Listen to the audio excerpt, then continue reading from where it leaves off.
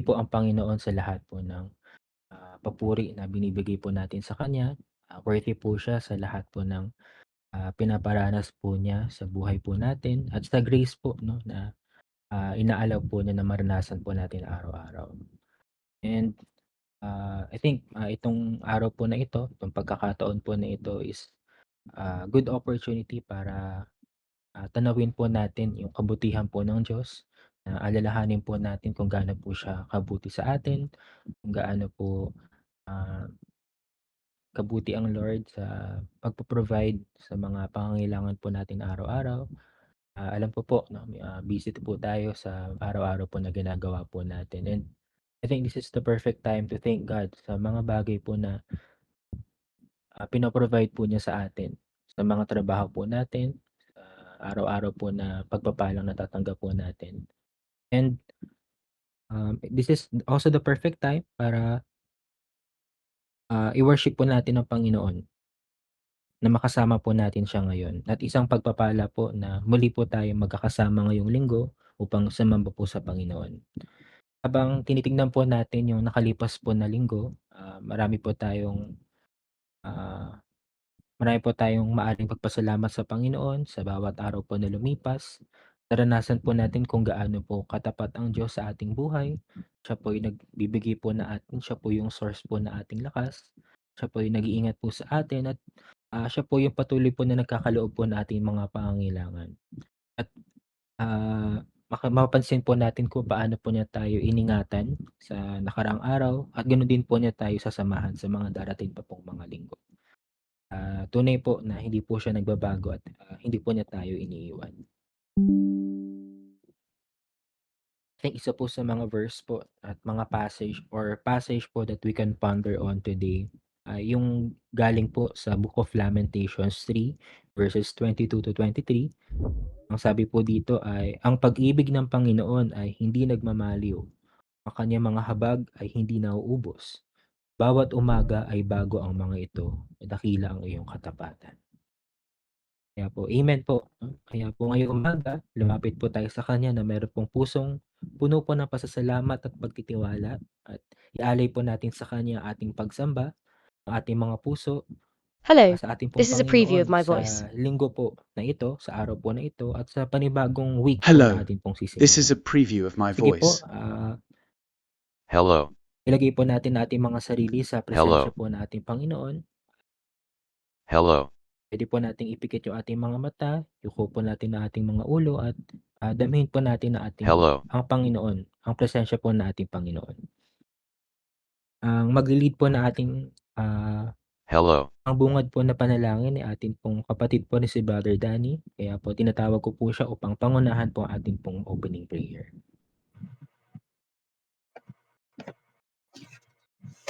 Mapagpalang araw po sa ating lahat, mga kapatid. Tayo po ay manalangin. Ipikit po natin ating mga mata at damahin natin ang presensya ng ating Panginoong Yesus.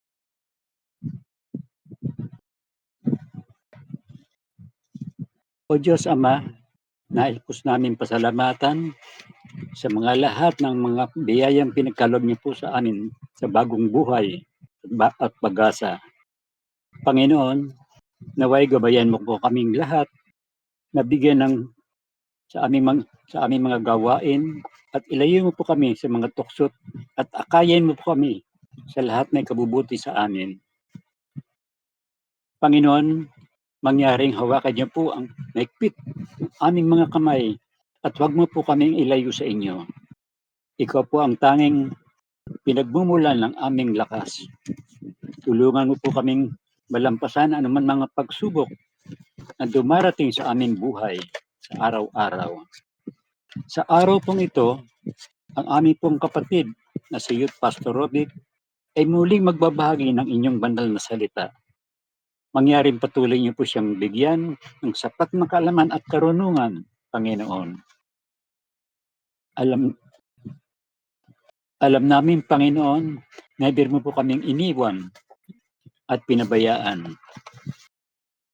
Habang buhay po kaming magiging tapat sa pagmamahal na meron po kayo. Panginoon, Muli kaming lumalapit na nagpapakumbaba at humihingi po ng tawad sa mga kasalanan, ang mga pagkakamali at pagkukulang po namin. Naway linisin niyo po ang aming mga isipan at kaluluwa at pagilangin mo ang mga kalungkutan at pasakit.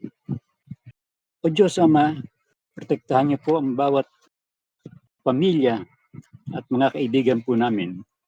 Lubos po kami nagtitiwala sa inyong banal na plano para sa aming buhay. Lahat po aming gawain sa inyo ay kami nakadepende at mamumuhay kami ayon sa inyong kalooban. Ito po ay sama-sama po namin dinadalangin sa matamis na pangalan po ni Jesus ng aming pong tagapagligtas. Tayo pong lahat ay magsabi ng Amen. Amen. Amen.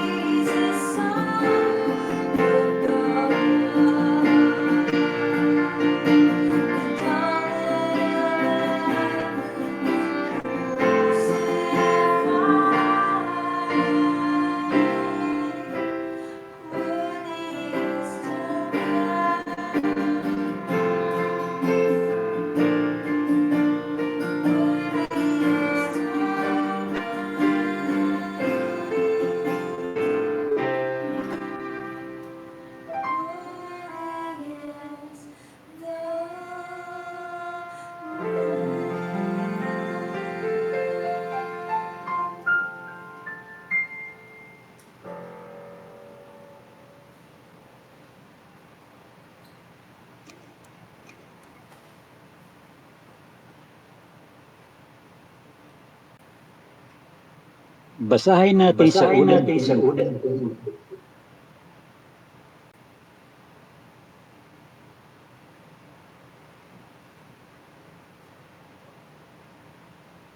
chapter 11, verse 23-28. Ito ang katuran tinanggap ko sa Panginoon at ibinigay ko naman sa inyo. Nung gabi sa pagkanulo, ang Panginoong Hesus ay dumampot ng tinapay, nagpasalamat at pinagpira-piraso yun at sinabi, ito ang aking katawan na ihahandog para sa inyo. Gawin ito bilang pag-alaala sa akin.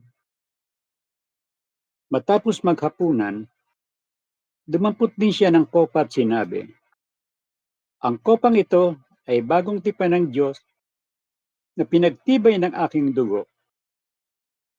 Tuwing iinumin ninyo ito, gawin ninyo bilang pag-alaala sa akin.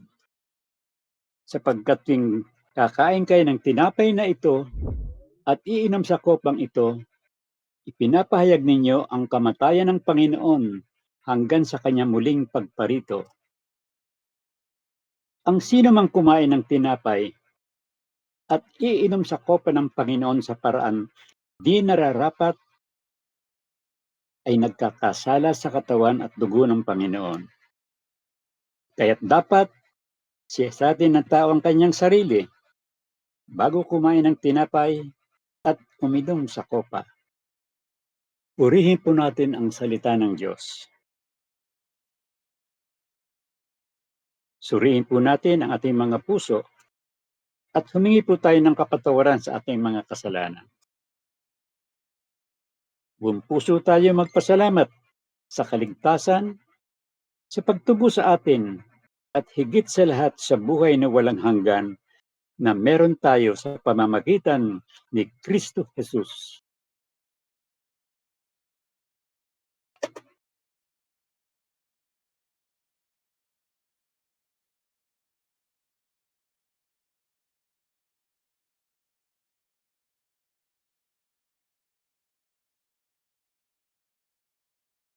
Sabay-sabay po natin pagsaluhan ng simbolo ng katawan ng Panginoong Hesus.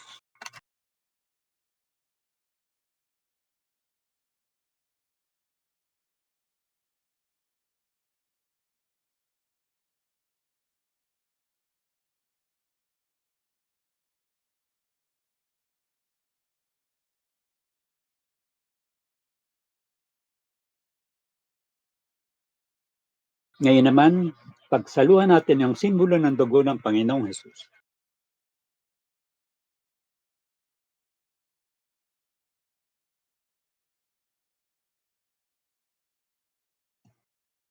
Tayo po'y makikinig ngayon sa mensahe ng Diyos na ibabahagi po sa atin ng ating kapatid sa siyot, Pastor Robbie.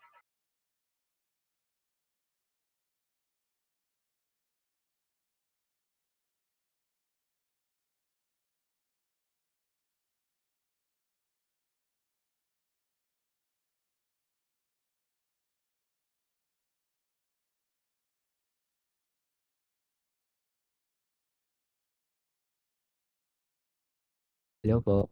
Ayan po. Again, blessed Sunday po sa ating lahat. Bago po tayo siguro magsimula, i-acknowledge lang po natin yung presence po ng mga kasama po natin today. No? Again, welcome po sa atin pong lahat. Welcome po kila Sister Almira, Sister Eileen, Sister Bell. Welcome po and blessed Sunday po. Welcome din po kila Mami Dinya, Daddy Roger, Brother Danny. Welcome po. Ganun din po kila Pastor Darwin, Sister Tessa, Brother Ian, Brother Limuel, Sister Pia, and Sister Kim. Welcome po and blessed Sunday po. Welcome din po kila Brother Sadi and Brother Remy. Welcome po. Blessed Sunday po sa inyo. Ganun din po kila Sister Nang and Sister Raquel. And welcome po sa atin pong lahat. No? Kamusta po kayong lahat? Kamusta po yung nakaraang linggo? At siguro ngayong araw po, no? Maganda po na isantabi muna po natin yung mga iniisip po natin and, ito po yung pagkakataon na tatanggapin po natin kung ano po yung mensahe po ng Diyos para sa atin, kung ano po yung, gusto pong, ah, sabihin po ng Panginoon sa atin and maybe ito rin po yung time para maging vulnerable ah, sa boses po ng Diyos, sa presence po ng Diyos sa life po natin and upang tulungan po niya tayo na, i-navigate po yung panibagong linggo po na sisimulan po natin, gano'n din po sa pagpapatuloy po na ating, buhay pananampalataya, sa pagpapaunlad po na ating spiritual lives. So, today po, ah, I want to ask you po 'no, again, narinig na po ba natin yung statement na sometimes your biggest and worst enemy is yourself? Narinig na po ba natin yun? Na minsan daw po yung pinaka-worst enemy daw po natin yung ating mga sarili. Nung moment po na narinig ko po ito, immediately nag-flash po lahat yung mga situations in my life kung saan, um, where I was held back. Not by anyone, 'di po ibang tao, pero yung sarili ko lang mismo. And in our lives, yung mga biggest competitions daw po, mga biggest critics sa buhay po natin ay madalas yung sarili lang po natin. For example, kapag may kinakaharap po tayong mga situation, nandun po yung factor ng pag-aalala, pangangamba, pagkatakot na hindi po tayo magtagumpay dun sa kailangan po nating gawin. And madalas masyado po tayong harsh 'no, sa ating pong mga sarili na pinapangunahan po muna natin yung outcome bago pa natin simulan yung isang bagay. And lahat po ng mga narratives, lahat po ng mga negative talk na tumatakbo sa isip natin, yung nagiging dahilan at nagiging hadlang or malaking obstacle sa ating pag-unlad or sa growth po natin as a person. And I believe it is normal because number one is what makes us human. And number two, meron po tayong imaginary battlefield in our minds na vulnerable po to attack coming from the outside and at the same time from the inside.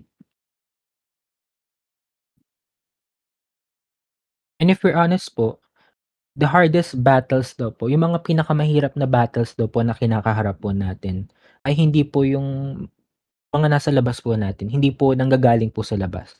Pero inside of our mind, sa loob daw po nating mga isip. Kaya po today, gusto ko po na ibahagi po sa ating lahat, including myself, kung papaano po natin ina-navigate yung battlefield in our mind or yung battlefield sa isip po natin. Po, the title of our message today ay yan po, The Battlefield of Our Mind. The Battlefield of Our Mind. Alam niyo po, when we are bombarded with negative thoughts, negative things, mga salita, words that we say about ourselves and the people around us, ito po ay isang sign that we are being attacked.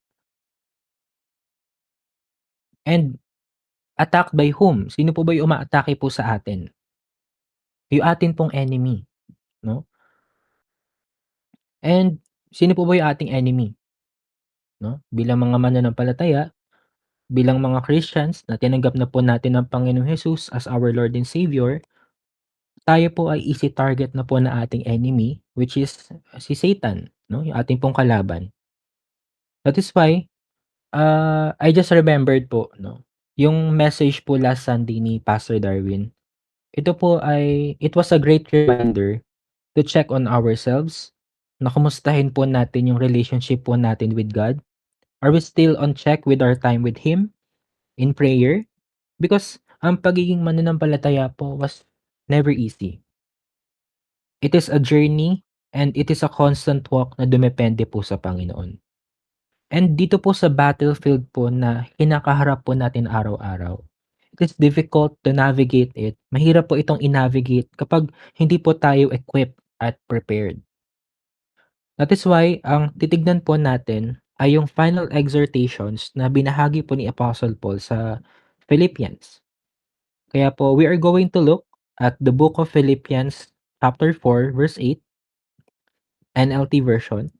Sabi po rito, "Finally, brothers, whatever is true, whatever is honorable, whatever is just, whatever is pure, whatever is lovely, whatever is commendable, if there is any excellence, if there is any worthy of praise, think about these things."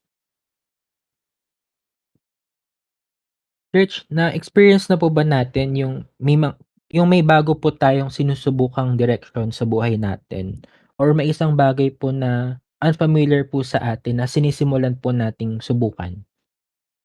Halimbawa po, yung mga bagong experiences or siguro isang magandang halimbawa po kapag, meron kang bagong trabaho. I'm sure hindi naman po tayo sa unang araw po natin, I'm sure hindi naman po tayo ine-expect agad na alam po natin agad yung trabaho. Kumbaga, dumadaan muna po tayo siyempre sa training, sa briefing, 'no? Hindi po siya yung, "O sige, lumangoy ka diyan kahit na hindi ka naman marunong lumangoy. So, ano po yung mangyayari sa'yo?" 'No? And the reason why I'm sharing this is because it is the same thing with the scriptures. It is the same thing with us and the Bible and the scriptures. Ito po yung the Bible po, ito po yung nagsisilbi po nating guide or map upang malaman po natin kung ano po yung gagawin po natin.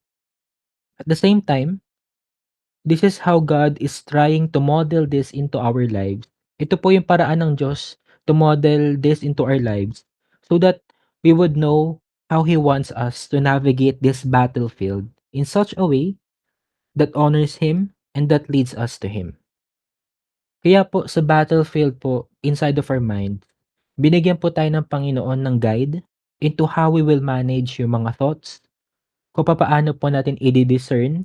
Kapag sinabi pong discern, yung discernment, kung papaano po natin i-assess, ipo-perceive, or uunawain yung isang thought kung aligned po ba ito sa kalooban po ng Diyos. Again, ano pong sabi dito? Whatever is true, honorable, just, pure, lovely, commendable, any excellence and anything worthy of praise. Ito daw po yung isa-isip po natin. Siguro maganda rin pong tignan po natin sa Tagalog po, 'no? Ang sabi po dito, "Bilang pagtatapos, mga kapatid, lagi ninyong isaisip ang mga bagay na karapat-dapat at kapuri-puri, mga bagay na totoo, marangal, matuwid, malinis, kaibig-ibig at kagalang-galang." Ito daw po yung mga bagay po na laging isaisip po natin. Simple lang po siyang pakinggan, 'no? I'm sure familiar na po tayo sa mga words po na ito at simpleng mga words lang naman po ito, eh. Pero kung i-a-analyze po natin ng mabuti, if we're going to ponder on these words po ng mas deeper, we're going to feel how very powerful it is and how spiritual it is. Because lahat daw po na tumatakbo sa isip po natin, what you think about, the things that you dwell on, kung ano po yung patuloy na ine-entertain mo in your mind, eventually, eto daw po yung humuhubog sa magiging buhay po natin, eh. Ito po yung nagshi-shape po sa character po natin as a person. And also, as a Christian, bilang mga mananampalataya. So kapag ang mind mo, ang isip po natin, ito po ay napupuno po ng comparison, ng insecurity, ng pressure, ang nangyayari po ay bumibigat po yung mga puso po natin. Kapag ito po ay puno po ng offense, ng pride, ng anger, nawawalan po ng structure yung mga decisions po na ginagawa po natin at napapangunahan na lang po ito at napapalitan po ito ng anger, 'no, ng pride, ng bitterness. Pero kapag ang mind mo is being shaped by what is honorable, if it is being shaped by what is true, by what is pleasing to God, yung mga buhay po natin, it slowly aligns with Him. It slowly aligns with the Lord. Amen? That is why ito po yung reason kung bakit totoo po yung battle, eh. Totoo po yung battle na hindi po present sa mga mata po natin and nangyayari po siya, ah, ng invisible na hindi po natin nakikita. Kumbaga we have a spiritual battle that involves yung isip po natin at yung pananampalataya po natin. Because again, nagsisimula po lahat sa isip po natin, eh. Bago po ito maging action, nagsisimula muna po itong maluto sa ating pong mga isip, 'no? That is why, hindi po lahat ng thoughts in our heads ay totoo. At hindi po lahat ng feeling na nararamdaman po natin ay tama. At hindi po lahat ng boses inside your head deserves your attention or your time. Because many Christians, kahit na mananampalataya na po tayo, most of the time they are resentful, they are ineffective, and unfruitful pagdating po sa kanilang paglilingkod sa Panginoon. Minsan, and that is normal, 'no, that is normal po. Minsan because tao po tayo, eh, human po tayo. Nagkakamali po tayo at hindi po ibig sabihin na perfect po tayo.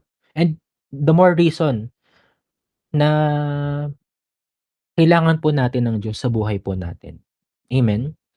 Minsan po kasi we are trying to serve God externally. Pero internally, I believe may mga battles po tayo na kinakaharap na walang ibang nakakakita. I'm sure meron po 'yan, 'no? Nakangiti tayo on the outside, but deep inside, nag-o-overthink po tayo, tumatakbo po yung isip po natin. Nagse-serve tayo sa church, pero deep inside merong pagko-complain. Sinusubukan nating gawin yung tama, pero on the inside, nagsa-struggle po tayo with being intentional and minsan, we only do it out of obligation. And to be honest with you church, guilty po ako sa lahat po ng mga bagay po na ito. Madalas nag-o-overthink po tayo, madalas nag-struggle po tayo with intentionality, and madalas nandun po yung rejection sa idea na when it comes sa pagse-serve po natin para sa Lord, 'no? And this makes me realize kung gaano po ka-complicated yung isip po natin. Ang dami pong nagko-contradict na mga ideas, na thoughts. Pero kahit na gano'n po yung situation, God is near kasi kumakatok po siya sa bawat isa po sa atin upang paalalahanan po tayo na binibigyan po niya tayo ng guide, 'no, ng blueprint na gawin po nating pamantayan na sa bawat desisyon, sa bawat direksyon na tatahakin po natin, ay palitan po natin yung mga negative thoughts, yung mga lies of the enemy, ng mga bagay po na karapat-dapat, na kapuri-puri, na totoo, na marangal, na matuwid, na malinis, kaibig-ibig at kagalang-galang.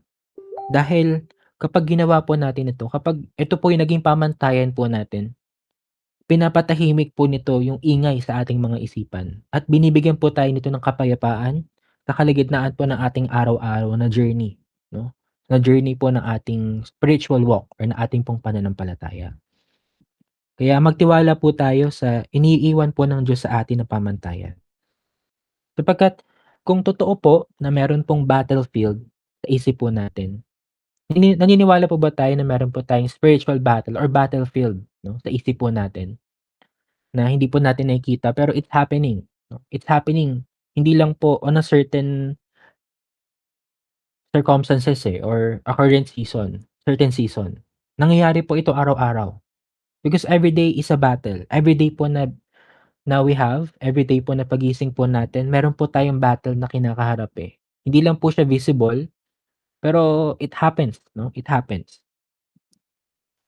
So, again, totoong meron pong battlefield sa isip po natin at kung minsan, ang sarili po natin mismo yung worst enemy po natin at prone po tayo sa attacks of the enemy. Makikita po natin sa order po ng ating pong reference verse, kung saan binibigyan po tayo ni Apostle Paul ng gabay, 'no, ng gabay kung saan po tayo dapat munang magsimula. At yun po ay to think, 'no, bago po tayo mag-act, bago po tayo kumilos, bago po tayo mag-respond, bago po tayo mag-decide, kailangan mag-isip muna daw po tayo. We must think first. Basahin po natin sa Philippians 4:8, nabasa na po natin 'to kanina. Sabi po dito, after po niyang ni-mention dito yung mga whatever is true, whatever is honorable, makikita po natin dito at the end of this, of verse 8, sabi po, "If there is anything worthy of praise, think about these things." So magsimula muna po tayo sa unang, point po na yun, to think. Ito po yung unang step. Again, nagsimula po yung passage po na ito with the word finally. Na parang sinasabi po ni Paul here na ito yung pinakaimportante sa laban mo araw-araw. Because your mind is the first battlefield. Hindi ka muna natatalo in action, natatalo ka muna in your thoughts. Kaya totoo po yung attacks of the enemy. And kaya po totoo rin po na kailangan magsimula muna po tayo with navigating our thoughts. Because when our enemy attacks, yung mind po natin, yung una po niyang ini-infiltrate. Because kaya po ng enemy na bigyan po tayo ng negative thought, ng doubt, ng fear, ng mga worries, ng mga false lies. At itong mga voices po na ito is what pulls us away from God's truth. Ito po yung humihila po sa atin papalayo mula po sa katotohanan po na galing po sa Diyos. So now, si Apostle Paul po, binigyan po niya tayo ng filter. Binigyan po niya tayo ng checklist.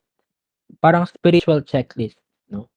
At itong checklist po na ito is now our standard and our compass kung papaano po natin ina-navigate yung battlefield that we are in. So again, ano po ba yung mga bagay po na yun? Yung dapat daw po na isa-isip po natin. Yung pinakauna po sa checklist po na yun ay whatever is true. Yan, whatever is true. Ang una po ay yung true. Ano po ba yung totoo? So, yung tanong po sa atin, yung iniisip mo ba ay ayon sa katotohanan ng Diyos or assumptions lang? Because ang katotohanan po, it means aligned po siya sa salita po ng Diyos. Aligned po siya sa scripture. Hindi po ito galing sa fake news, hindi po ito galing sa fear, hindi po ito self-made conclusions, but rather according to the truth that can be found in the Bible.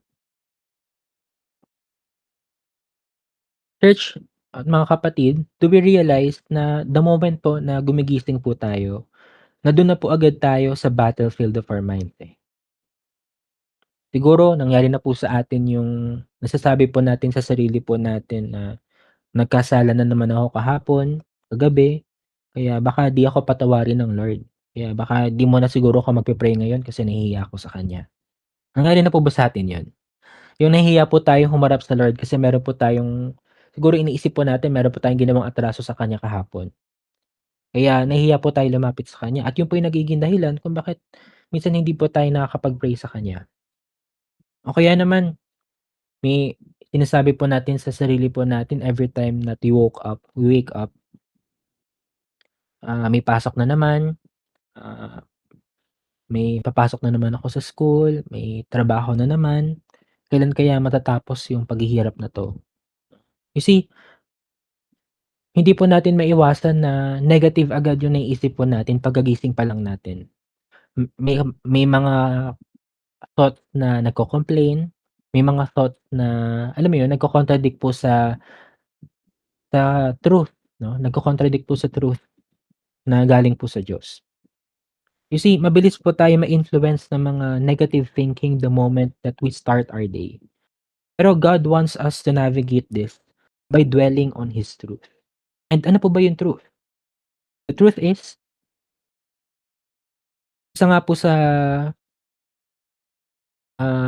mga verses po that, we started po kanina ay yung galing po sa Lamentations 3 verse 22 to 23.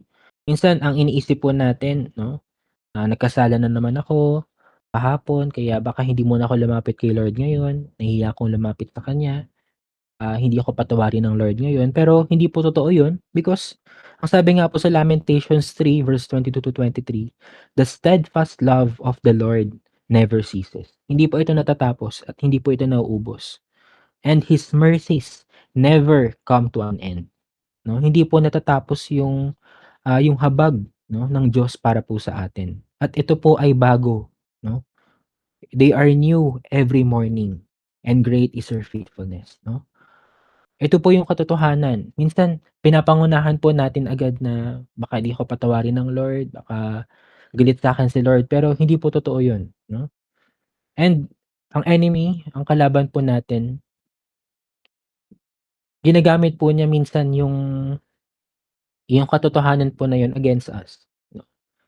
Pinapaniwala po niya tayo sa lies na nagko-contradict sa katotohanan po na galing sa Diyos. So,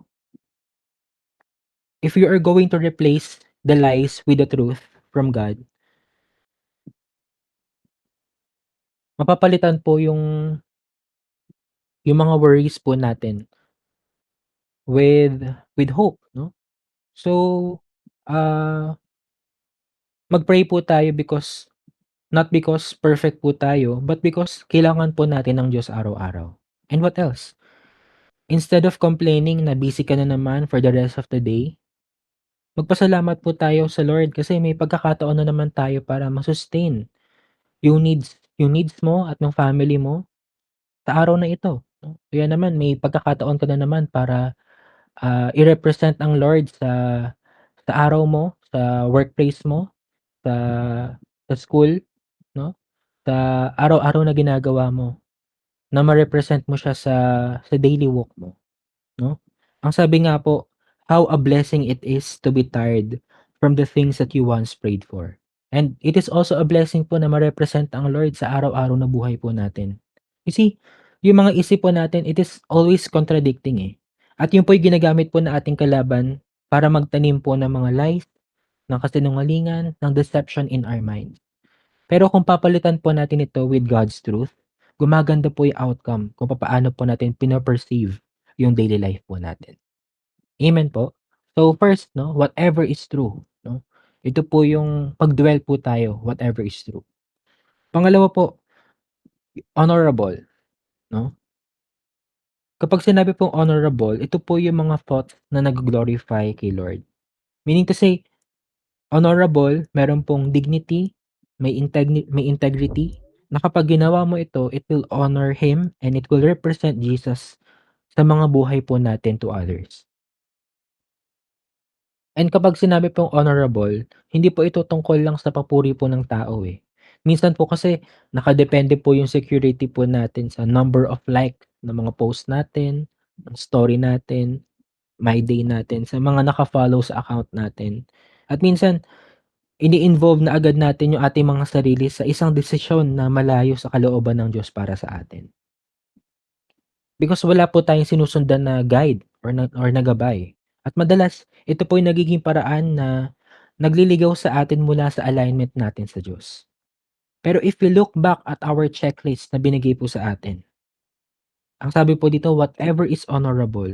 Kumbaga, sa bawat iniisip po natin, ang unang tanong na dapat po nating tanungin, will this honor God? Kapag may gagawin po tayo, kapag may gagawin po tayong decision, mapaparangalan ba ang Diyos kapag ginawa ko ito? Kapag nagpatuloy ako dito, 'no? So, sa pamamagitan po nito, this will help us navigate our decisions better and align it to God's will. Amen? Pangatlo po, 'no, whatever is just, 'no? So just, ito po yung rightful, ito po yung, pantay, ito po yung fair, 'no, at righteous, 'no? Ibig sabihin po hindi po biased, hindi agad nag-a-assume ng masama at hindi po reactive.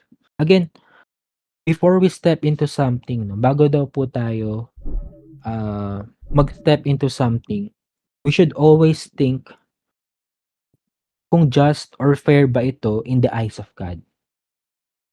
Because in this world na puno po ng nagsasamantala, Sa mundo po natin na puno po ng mga nanlalamang at nagpapaunahan, tayo po ay mga tinawag upang maging set apart and go against the flow.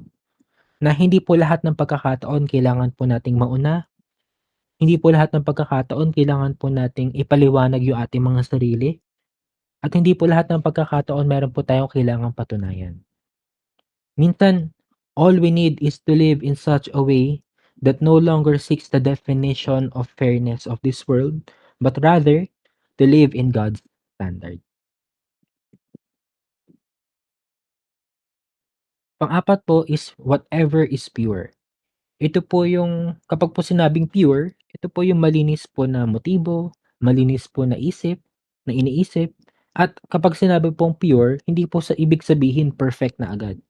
It just means na wala po itong bahid ng bitterness, ng impurity, at ng immorality, no? Because sa araw-araw po na na-encounter po natin na temptations, bago po ito maging actions, nagsisimula muna po ito sa ating pong mga isip. Before we even involve ourselves in pride, in lustful thoughts, or immorality, the Bible says to always dwell on whatever is pure. Dahil ito po yung tutulong po sa atin to flee from the thoughts that will corrupt our holiness and our alignment with God.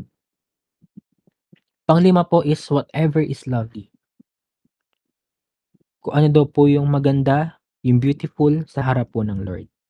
At kapag po sinabing lovely, it means ito po yung mga thoughts na nagpo-promote po ng peace. Ito po yung mga thoughts na nag-soften po ng heart, nagpapalambot po ng ating mga puso. Ito po yung mga thoughts na nag-encourage at hindi po yung nagte-tear down. Hindi po ito yung bababa, kundi nag-encourage at nagtataas, no? Because when we think of whatever is lovely, mapapansin po natin, magiging harmonious po lahat ng mga decisions natin, yung mga relationships natin, and it reorients us back to the one who modeled love in our lives, which is ang ating pong Lord, ang ating pong Diyos, ng unang nag-model po sa atin ng kanyang pag-ibig. Pang-anim po, no? Whatever is commendable. Ito po yung second to the last sa checklist po natin. Whatever is commendable, no? Kapag po sinabing commendable, meaning this is something po that when people talked about it, maganda po yung naririnig about us. Positive po yung naririnig about us. At hindi po yun makakasira po sa atin at magpapahiya po sa Lord. Because lahat po ng mga actions, qualities, ito po yung lahat po ng mga actions, qualities that are worthy of praise, approval, and respect. So we must dwell on things, no? Na commendable. Panghuli, kung meron man pong kahit ano na excellent daw po or praiseworthy, piliin daw po natin yun at mag-focus daw po tayo doon. Because before we do something, iniisip muna po natin na is this something that will result that God will be praised, that God will be represented sa mga buhay natin, and will result in God to be praised and worship, no? So, again, yung mga checklist po na ito is, kumbaga mapapansin po natin, before we step into something, before we step into a decision, ito muna po yung nagiging standard po natin. Ito muna po yung nagiging filter po natin. Ito muna po yung nagiging parang pagve-verify po natin or authenticator po natin kung naka-align ba sa Lord yung gagawin ko? Tama ba yung gagawin ko? Honorable ba yung gagawin ko? Pantay ba yung gagawin ko? Ma-honor ba si Lord kapag ginawa ko 'to? Mapaparangalan ba si Lord kapag ginawa ko 'to? Hindi ba siya mapapahiya? And itong bagay ba na gagawin ko ay magdudulot para makita ng iba ang Diyos sa buhay ko at maparangalan din siya sa pamamagitan ko, 'no? So, yun po yung purpose po of this checklist, na before we do something, iniisip muna po natin na is this something that will result that God will be praised, that God will be represented sa mga buhay natin? Because before anything honors God externally, it begins first internally. Before your actions honor God, your mind must honor God first. Because again, you become what you think about. Kung ano po yung bumababad sa isip mo, yun yung mag-shape sa magiging character mo. That is why it always starts in our mind. Kaya kung ito po ay true, kung ito po ay honorable, just, pure, commendable, and any excellent and worthy of praise, ito po ay nag-a-align to God's will for us. Because if not, kung hindi po, mafe-feel po natin how heavy it is, how taxing it would be sa relationship po natin sa Lord, magkakaroon pa ng compromise sa time po natin, and dun po natin mararamdaman na that we will feel drifted apart from our faith, that we will feel drifted apart from God. So, yun po 'no, first is to think 'no, think about these things. Kailangan magsimula muna po tayo with, sa mga thoughts po natin.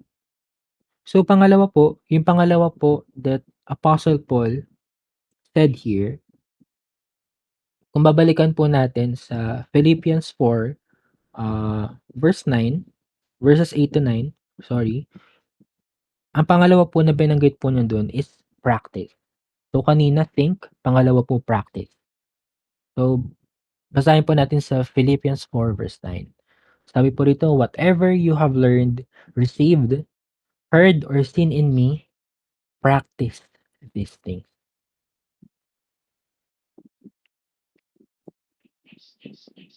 'No? So, church 'no, after Paul teaches us what to think, hindi po siya tumigil dun, eh. Because if the battle is in the mind, the victory is seen in the life. Kaya po sinabi po niya dito, practice these things 'no, kung ano man yung natutunan niyo, at tinanggap niyo at nakita niyo, practice these things. Ibig sabihin, kung ano po yung pinapasok natin sa isip dapat dumadaloy din po sa ginagawa po natin. At ito po ay hindi lang po ito theory, hindi po ito idea lang. Ito po ay isang lifestyle. Kaya po ang right thinking must naturally become right living.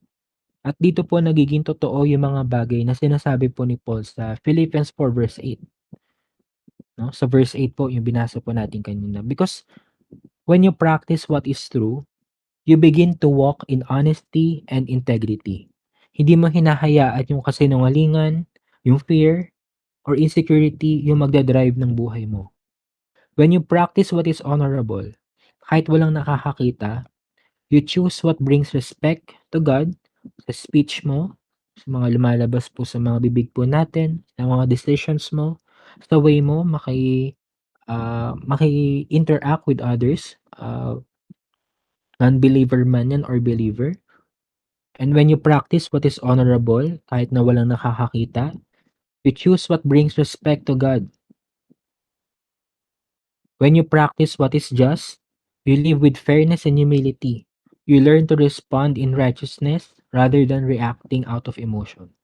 Kapag pure yung pinapractice mo, you guard your heart, you surrender yung mga wrong motives, and you choose what pleases God, hindi yung mga impulses mo.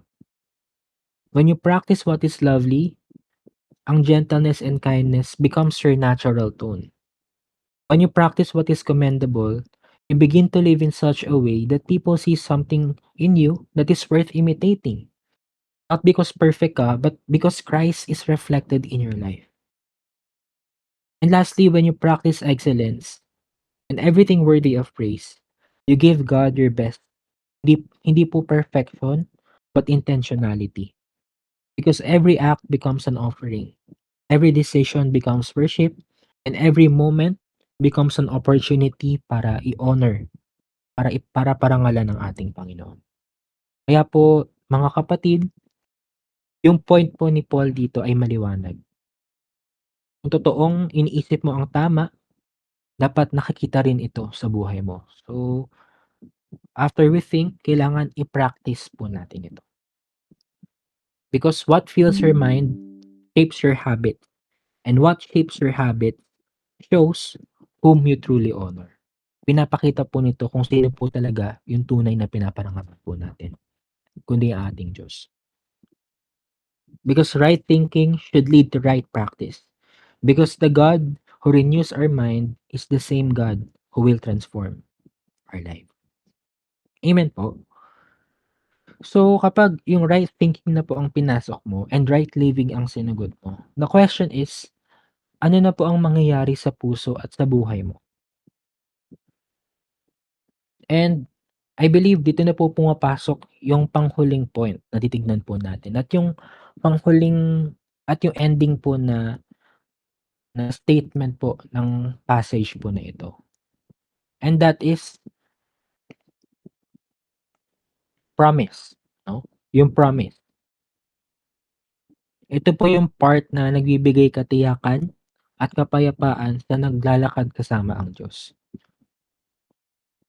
So, mapapansin po natin, no, kung babalikan po natin sa Philippians 4 verses 8 to 9, nagtapos po itong passage po na ito with an ending na may pangako mula sa Diyos.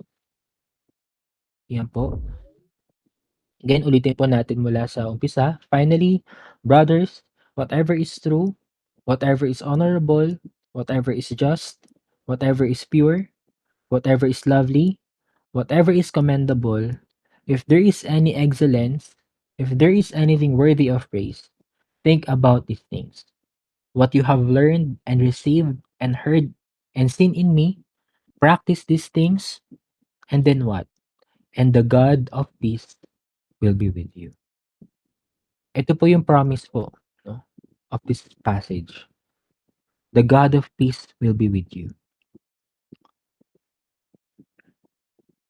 No? Hindi po niya tayo iniwanan po ng pressure. Hindi po niya tayo iniwanan ng condemnation. Instead, binigyan po niya tayo ng promise. Isang assurance that the God of peace will be with you. Hindi po niya sinabing kung perfect na yung isip mo, perfect din akong makakasama mo. Hindi po niya sinabing kapag nagawa mo lahat ng tama, I will stick with you. Hindi. No? Hindi po ganun ang sinabi po dito. Ang sinasabi po dito ay kapag pinractice mo, no? Kapag pinractice mo yung tamang pag-iisip at sinasabuhay mo yung mga iyon, ang Diyos ng kapayapaan, ang mismong source ng peace ay kasama mo. At itong peace po na ito ay hindi po nasusukat ng mga circumstances. Ito po yung kapayapaan na hindi nawawala kapag may mga problema. Ito po yung peace na hindi nakadepende sa popularity and acceptance and validation from others. Ito po yung kind of peace na kahit may mga mabibigat na nangyayari po sa buhay natin, hindi po ito natitinag dahil alam mong kasama mo ang Diyos na nagkokontrol ng bawat bagyo. Ito po yung peace na hindi nawawala kapag may nag-harm po sa atin dahil nananahan po ang Diyos na nagmamahal, na nag-aalaga na hindi po tayo iniiwanan. At kapag ang Diyos ng peace ay kasama po natin, ibig sabihin, hindi po tayo nag-iisa at hindi po tayo manghihina. Hindi po tayo matitinag sa mga salitang pumupuna at hindi po tayo nagko-collapse sa competition, pagkukulang o kahit anong insecurity. Kasi ang promise po ng Diyos ay hindi po surface happiness. Ito po ay fruit of God's presence with you. Ito po ay inner peace that guards your mind and your heart. Ito po ay peace that comes from being rooted in Christ and not rooted in people's approval or worldly validation. Kaya po mga kapatid, no, kapag iniisip mo yung mga bagay na tunay, marangal, makatarungan, dalisay, kaibig-ibig, kahanga-hanga, may kahusayan, at karapat-dapat sa papuri at isinasabuhay po natin ito, ang Diyos po ng kapayapaan ay kasama po natin. The God of peace will be with you. At yung peace po na iyon hindi po temporary. Ito po yung kapayapaan na nagpapatatag sa isip po natin, magpapatibay sa puso mo, at magpapatuloy ng pananampalataya mo. So church, after everything po that we talked about this morning, let's be very honest that the real battlefield is not out there. It is in here. It is inside of us. Hindi po sa trabaho, hindi po sa finances, hindi po sa mga relationships natin, kundi sa isip. And minsan nga, 'no? Totoo po yung our worst enemy is ourselves. Kasi totoo po na yung mga thoughts po natin can, either build us or break us. Puwede po nitong i-push us towards God or pull us away from Him. Pero ito po yung good news, na hindi po tayo iniiwanan ng Diyos na powerless, na mahina. Hindi po niya sinabi na, "Bahala ka na sa isip mo, kaya mo na 'yan." Instead, sa pamamagitan po ni Paul, binigyan po niya tayo ng clear po na pattern. Binigyan po niya tayo ng maliwanag po na blueprint, na checklist, na pamantayan, na kailangan po nating mag-think, practice, at panghawakan yung promise na binibigay po sa atin ng Diyos. Kaya kung gusto po natin ng victory in the battlefield of the mind, hindi po siya magic eh. Hindi po siya instant at hindi po siya one-time breakthrough. Ito po ay araw-araw po na choice. Ito po ay repeated decision na ginagawa po natin araw-araw. At ito po ay disiplina. Ito po ay spiritual discipline. So today, before we close, I want you to ask yourself, what kind of thoughts have I been feeding? What kind of habits have I been practicing? And am I living in the promise of God's peace? Or lumalaban pa rin po tayo on our own? So if you want real victory, if you want to experience real victory in our lives, magsimula po tayo where Paul told us to start. To think, to practice, and to hold on to the promise of God. And as you do, may the God of peace, the God who calms storms, the God na nagpapagaling po ng mga wounds, the God who carries burdens, and the God who renews mind and transforms us, be with us every single day. Purihin po natin ng Diyos. Ito po ang mensahe po ng Diyos sa atin ngayong umaga. Amen. Amen. Amen.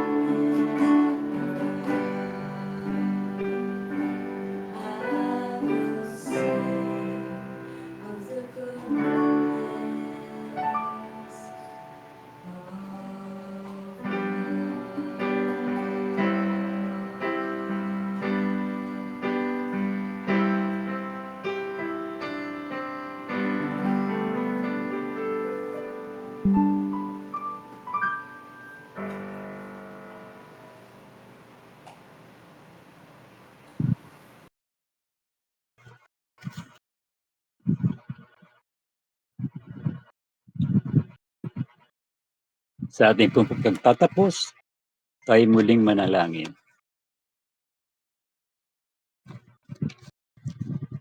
Damayan natin ang presensya ulit ng ating Panginoon.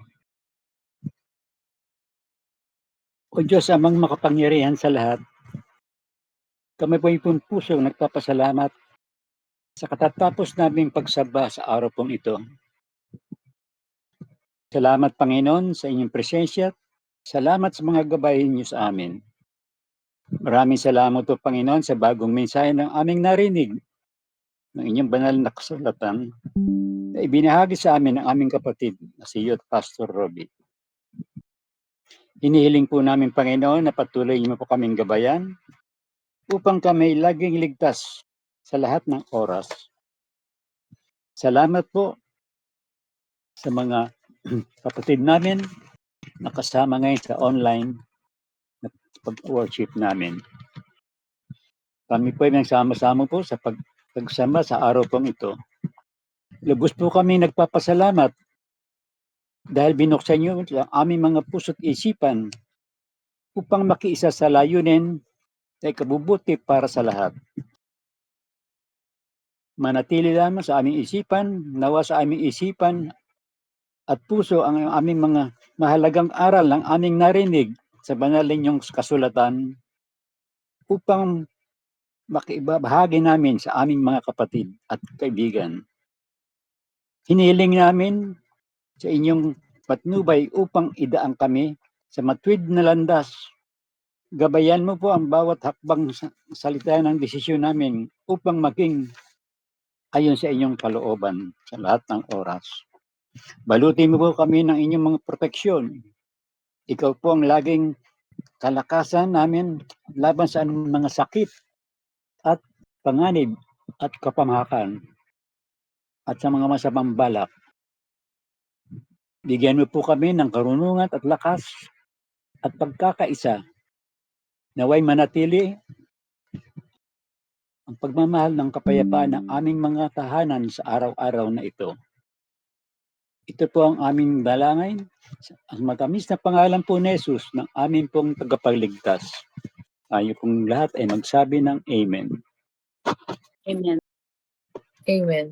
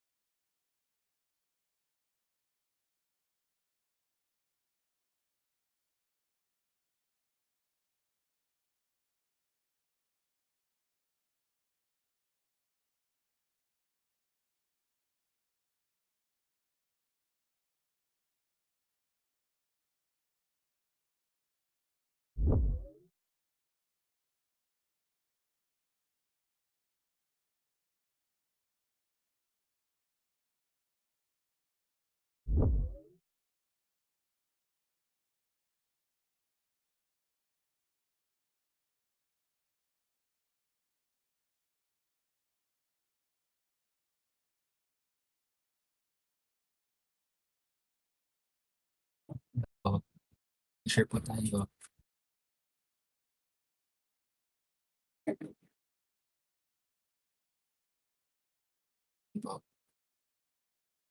Sige po.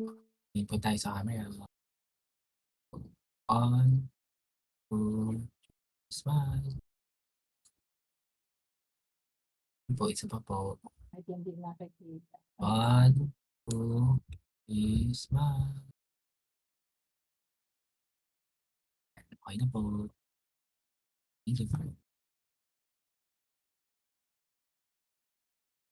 Thank you po.